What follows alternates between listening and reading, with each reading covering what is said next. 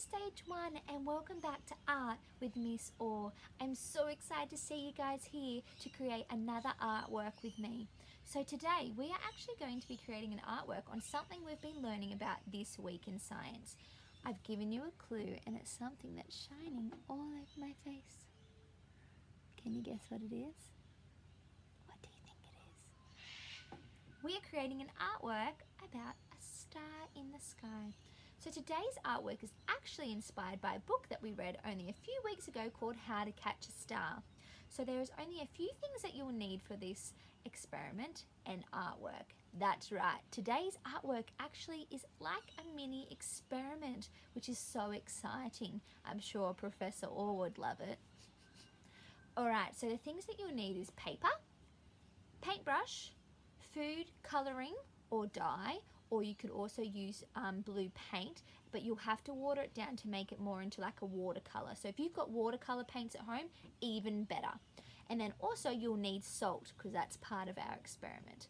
Alright guys, should we go and get started and I'll show you how to start our artwork? Alright, let's go. Good luck! Okay guys, here we go. So as you can see, I've got my piece of paper ready to create my artwork. So the materials you'll need for this artwork include a paintbrush, some glitter. If you have any glitter at home, you can use some glitter for your night sky. Some food colouring, which is what Miss Orr will be using today. And if you don't have food colouring, you can use some blue paint and use some water to water it down. Or if you've got watercolour at home, this artwork will work just as well. Okay, so as you can see, I've got my watercolour and my food dye ready to go.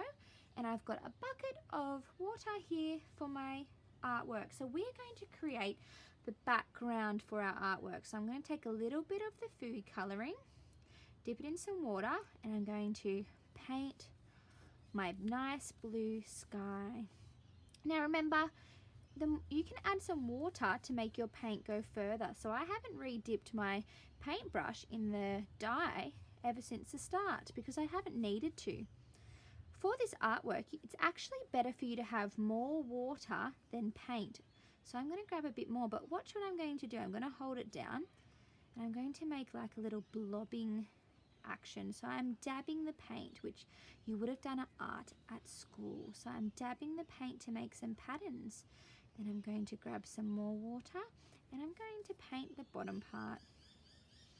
So you're going to continue to do this until you have covered your entire page. Remember, we don't want any white gaps. We want it all to be blue. So remember, use different shades of blue. Dark blue, light blue, pale blue. See what you can do to make it blend together. So Miss Orr is doing her dabbing again to make some textures in the sky. Okay, I'm going to speed this up so you guys can see the finished product. Here we go. So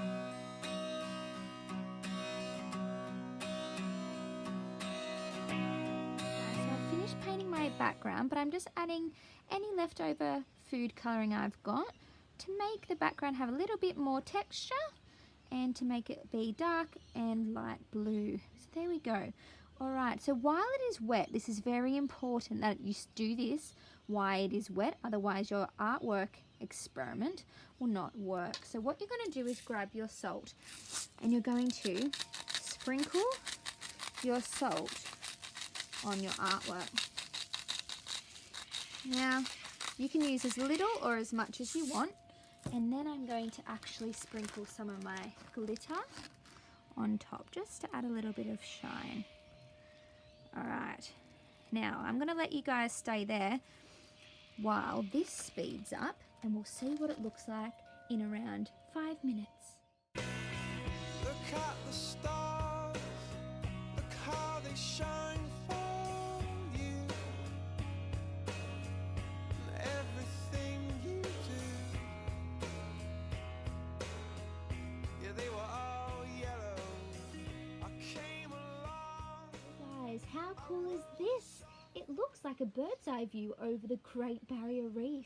you can see it looks like there's cracks in the paper, but that's actually just the salt reacting with the paint and the water, which resulted in a chemical reaction to occur.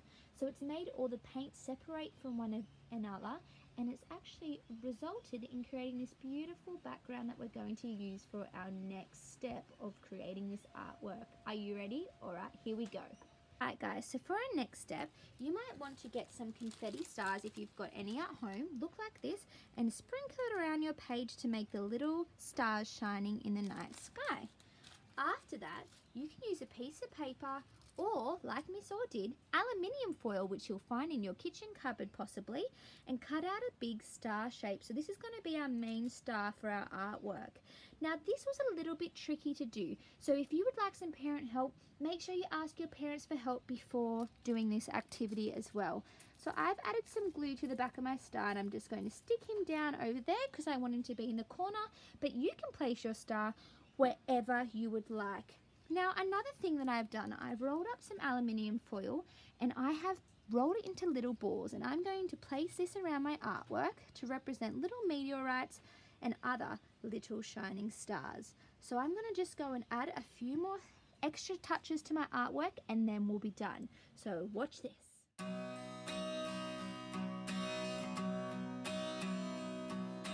here is my finished artwork and I am so happy with it. I've got a shooting star over here in the corner, I've got my sparkling stars here, and I've got my little meteorites that I've also stuck onto my artwork. I hope you guys enjoy completing this artwork, and I can't wait to see the amazing job you do. Alright, stage 1, have a wonderful day, stay safe and keep smiling. Bye guys!